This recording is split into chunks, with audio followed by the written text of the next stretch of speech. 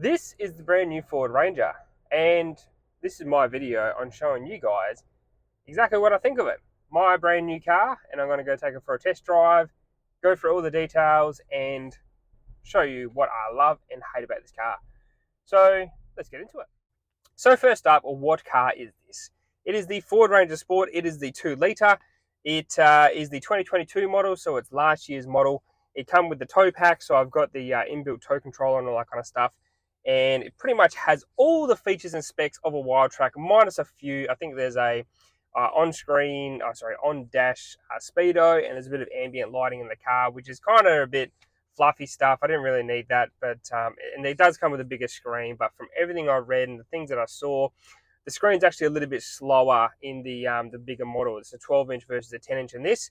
So there's a few little things that you get different, but I actually don't think you're gaining anything spending that extra money going to a wild track, unless you just want the top of the wazzer.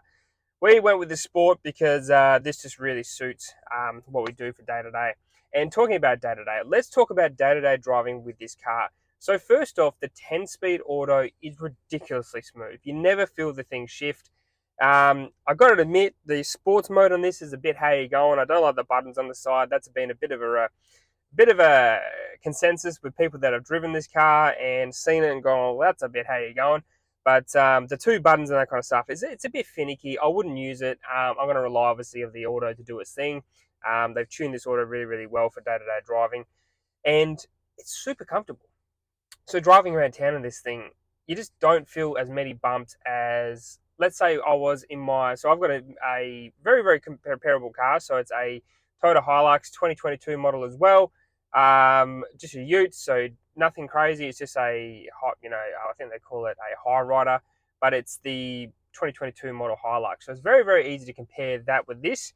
Now, obviously, this has got leather and that kind of stuff, but in essence, they're both rear leaf springs and obviously coils in the front, and they're both, utes.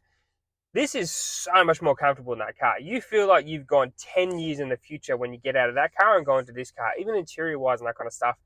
But comfort, they're in a different league. So there is a big reason that obviously a lot of the car reviewers and that kind of stuff say these are the better cars in comfort, and they feel more like a normal car and like an SUV type style of comfort. It's very, very true. So there's no bull crap there, obviously, on their part. It's definitely very compliant on the road and very, very smooth to drive.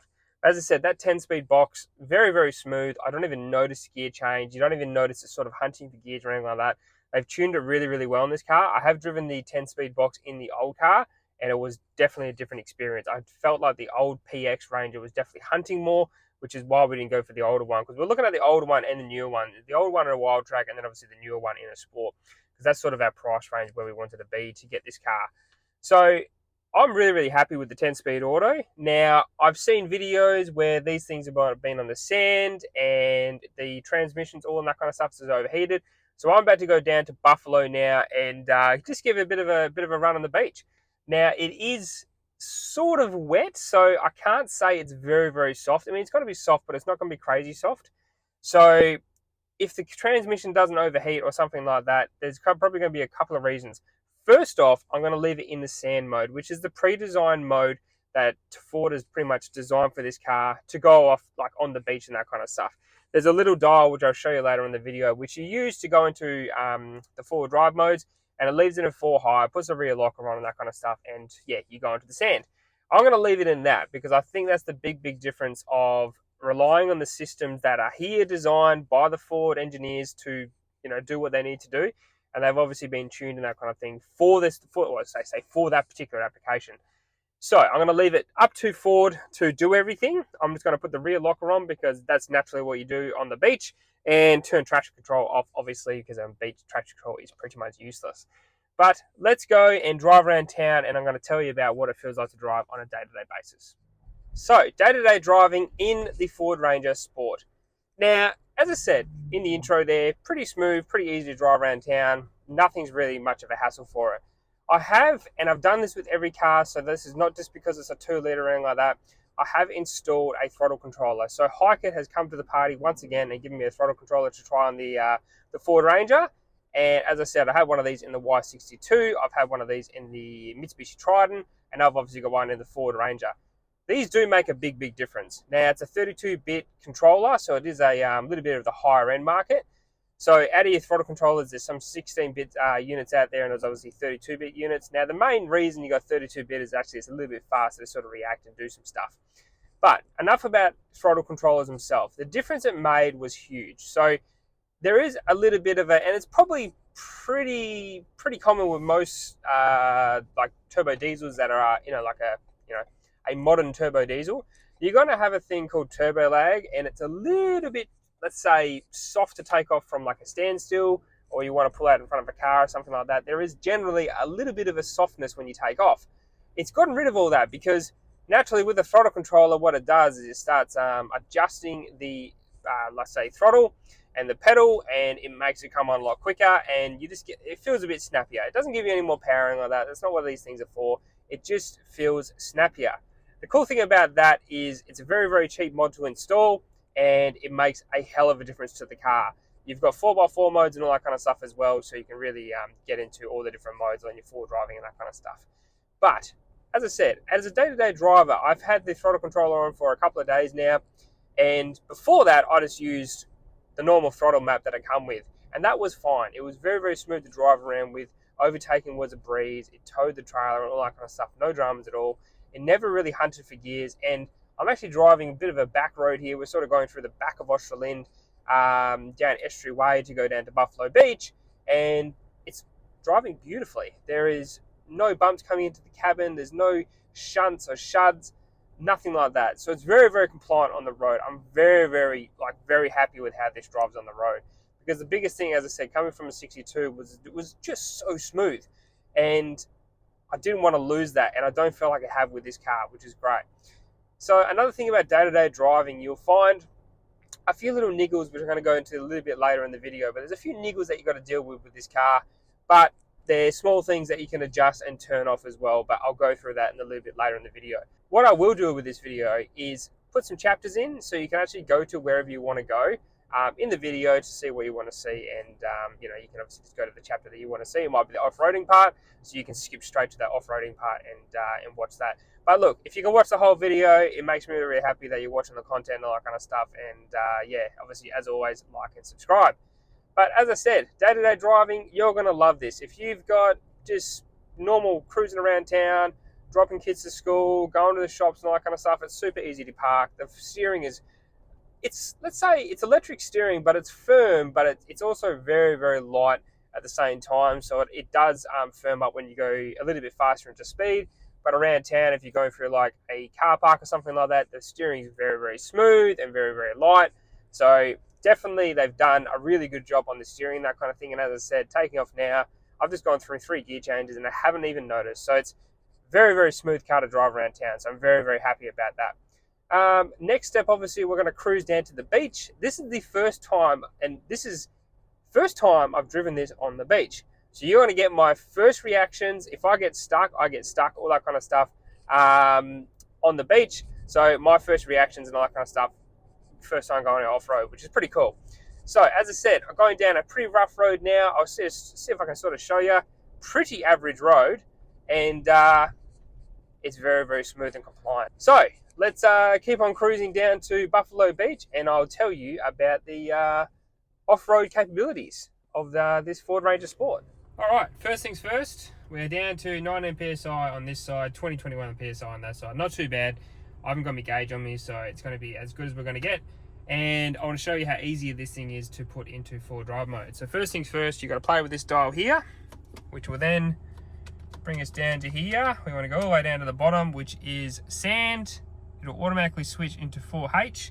This will then turn on and let you know that obviously you're in forward drive mode. The rear locker is already on and it knows exactly what to do. Now beyond that, you don't have to do anything more than that. The traction control's off, the rear locker's on, it's in 4H. Now as I said, I'm going to let this car do what it needs to do. I'm not going to put it to 4 low. I'm not going to think I know better than the car. I'm just going to let it do what it does and see how we go with, yeah, pretty much see how we go, I suppose. Now it's pretty cool. You see a little screen here which has got your front camera and obviously the sensors and that kind of stuff. I'm going to turn sensors off because one of my gripes is about any new car is sensors. They are a pain in the bum off-road, but this is a nice simple one press button to turn it off. So yeah, without any further ado, let's take this thing on the beach and see how it goes. So here we are on the beach, letting the car do its thing down at Buffalo, so it's not too bad of a beach. She's not too badly chopped up.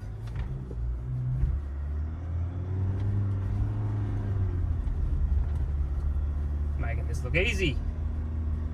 It is a little bit harder than normal, so I'm going to give it that, but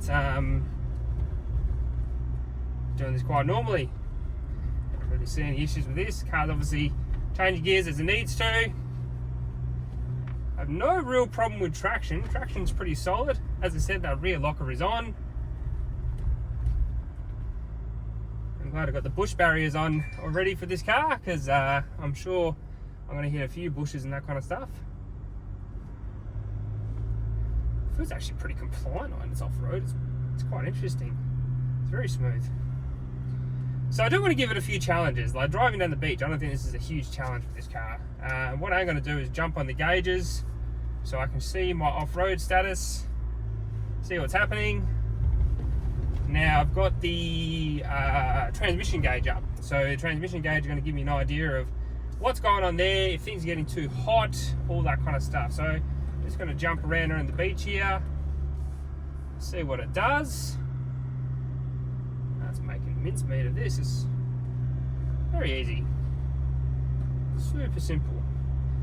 I'm not noticing any traction control kick in, which is good. So it's not trying to stop my wheels from spinning or anything like that. So that's always a good thing, because I hate traction control on the beach. It's one of the things that can really make you stuck. But when it needs to, it just drops down a gear, does what it needs to. Don't feel like I'm bottoming out anywhere, which is nice. These ruts are decent sized. I'm not bottoming out, so it's definitely got plenty of clearance for this kind of stuff. You know, your day-to-day going down the beach and having a fish or something like that.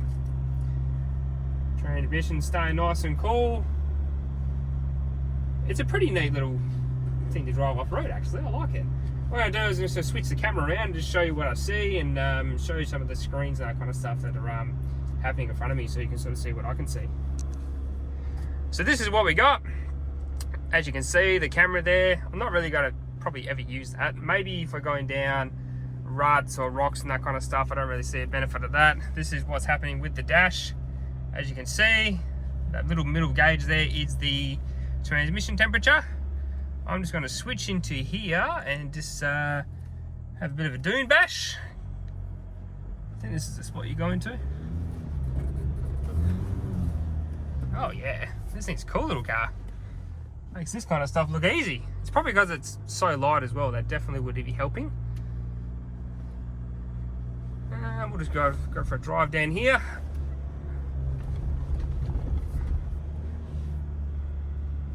And see what it's all about. There's a few cool little dunes I can go down here.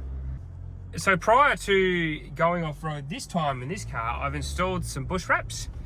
That's the PPF that you know, essentially protects your car. So I've installed a set of those again, just to keep the paint in good nick, because I didn't do that with the Patrol. Took it off-road straight away, and yeah, it definitely got scratched up, unfortunately, and the paint was never sort of the same. So I'm kind of glad I did it really early with this car. But this is making light work of this. Pretty happy with it so far. I'm going to cruise up here. This is going to be a bit of a test for it, a bit of a hill climb. Yeah, it's making it. It's doing it quite easy, actually.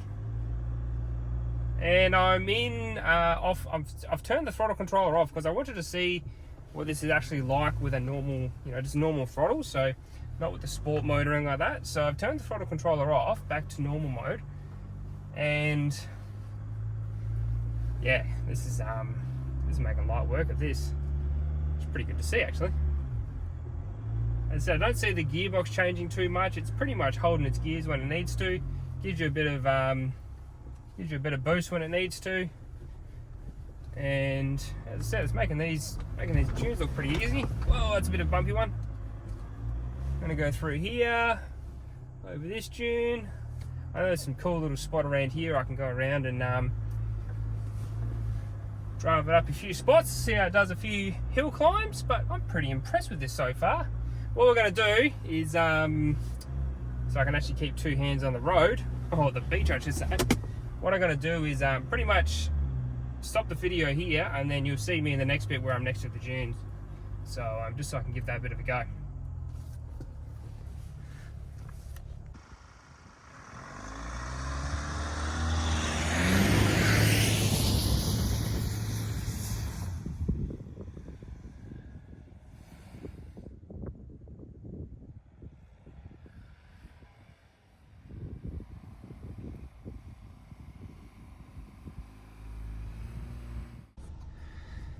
Alright, so the big test. This is actually quite a decent sand dune. So if it gets up here with no dramas, I'll be fairly impressed.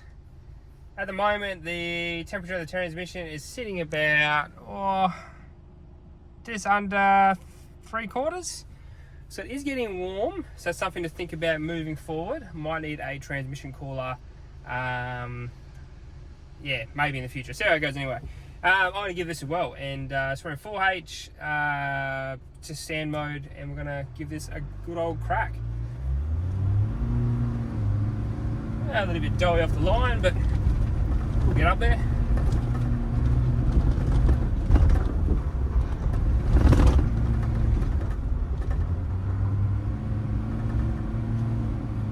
There she's pulling.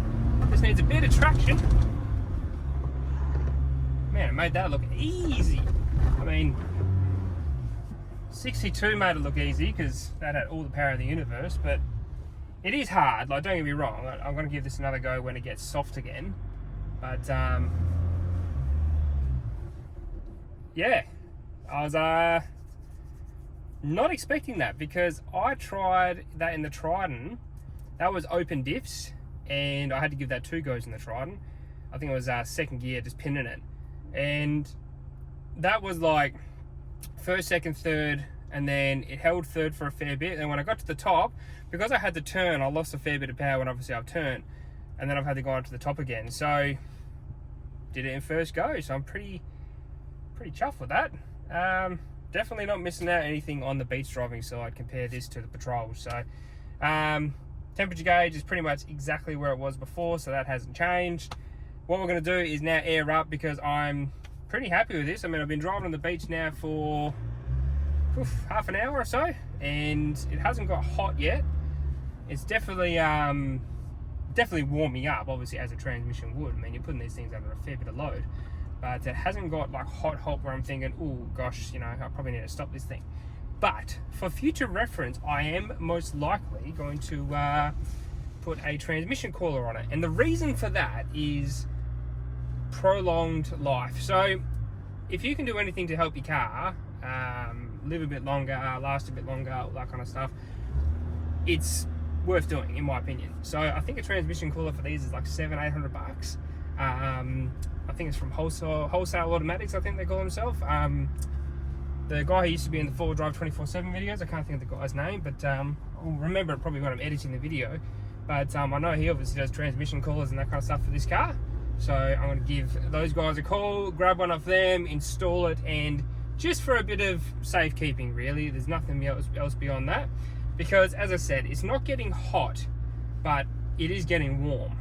But I wouldn't normally drive like this on the beach. I'm definitely giving it a bit more, you know, a bit more crap than I'd usually do. But man, I'm really happy with how this thing performed off-road. It's pretty good. It'd be interesting to see how it goes, sort of, you know, slow crawling, mud ruts, that kind of stuff. But I'm not going to do that on the factory tyres. They're just not going to handle it, and I need some proper muddies or, you know, something like that to do those tracks.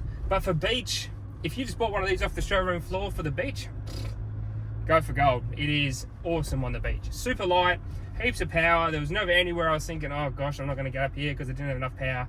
The auto was fantastic. Again, didn't even feel the gear changes even when I was on the beach.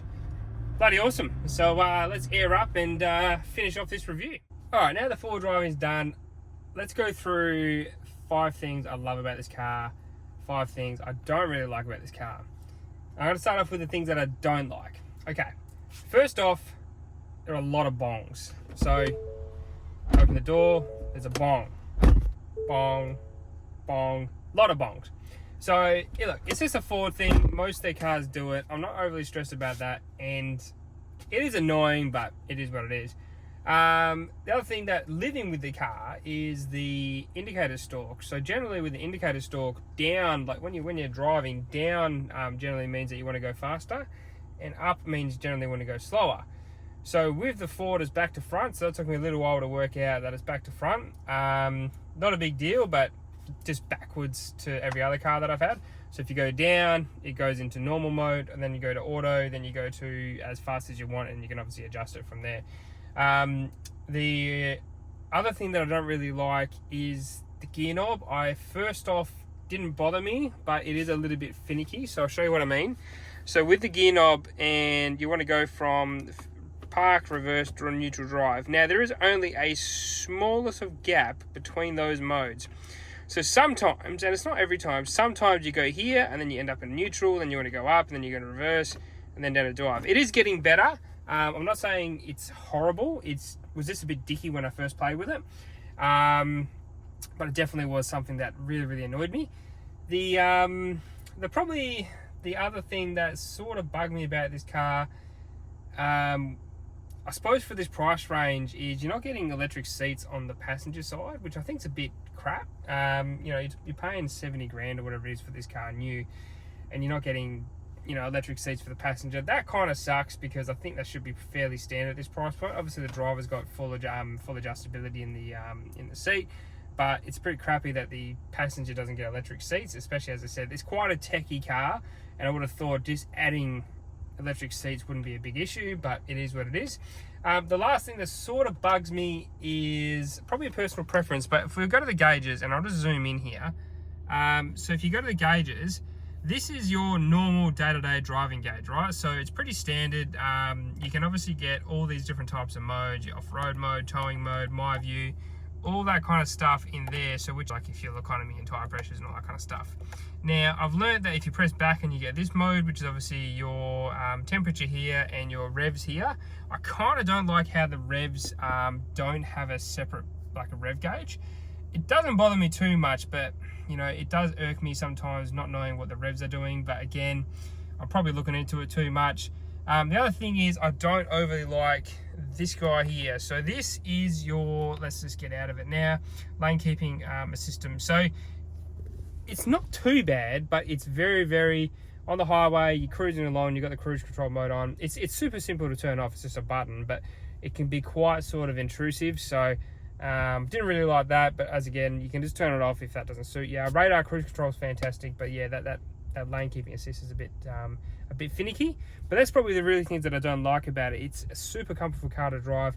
I'm going to go through 5 things that I do like about it now. So 5 things that I do love about this car is the tech. I'm a bit of a tech nerd. I do love the fact that I can see so much detail through this main screen in front of me. It gives you everything from tire pressures to which way your tires are turning, all that kind of stuff through that main screen. Pretty cool. And again, obviously the main screen, you've got so much detail in there. I love the fact, actually the second thing I love is the fact the way this works with Apple CarPlay. So a lot of cars, they make Apple CarPlay really small on the main screen. You can sort of only use half the screen. Ford's done the next best thing and obviously made the whole thing, or pretty much the whole thing, minus the climate control controls and that kind of stuff down the bottom. You're getting a full Apple CarPlay screen. So the cool thing about that is with Google Maps and that kind of stuff, and if you're full driving, you're exploring, that kind of thing, I tend to use Google Maps a lot. And you can generally find little can spots and that kind of stuff with Google Maps because they've got clearings on the maps and that kind of thing.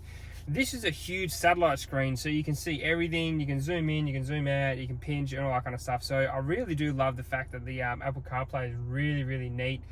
It's very, very well integrated. It's super fast. It's snappy. Yeah, really, really cool feature. The other cool feature I do like, and this is probably a bit of a personal thing, is the towing function. So this has got essentially a built-in radar controller, or a tow pro if you want to go that way. It's fully adjustable. You can adjust the pressure. You can adjust how much strength you want to give the brakes. You can put it on auto. There's a lot of cool features there with the tow setting. There's also, when you're reversing, there's a camera mode which actually looks directly over the tow ball, which is pretty cool. So if you want to park up and you want to, get your trailer linked up and that kind of thing, which is pretty awesome. just small sort of things they've thought about. The wireless the wireless charger in the center console is awesome. Always chucking my phone on there, charging up, and it's super simple. It charges really quickly. What else do I love about this car? Man, there's so much to sort of talk about. I do love the look of it now. So when I first saw these things, I wasn't a fan, but I've seen some with some rims and tires and that kind of thing. I am starting to really think this is quite a good looking car.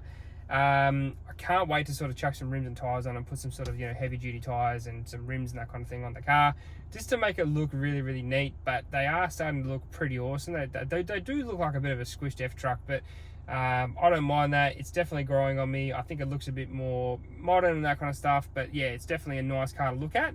As I said, the interior is fantastic. It's super neat inside. Everything is super easy to use.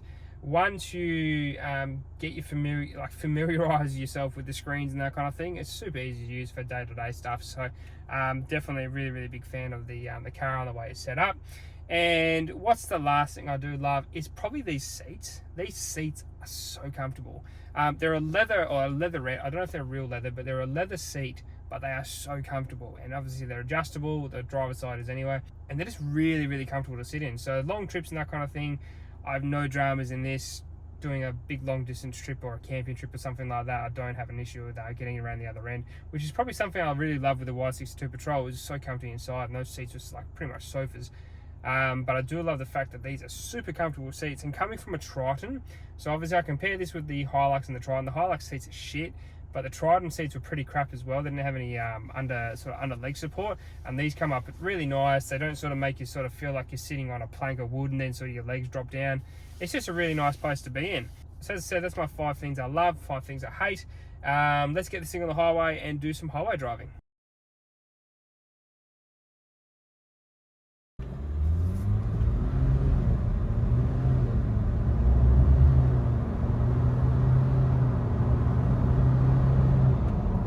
So, highway driving in the Ranger.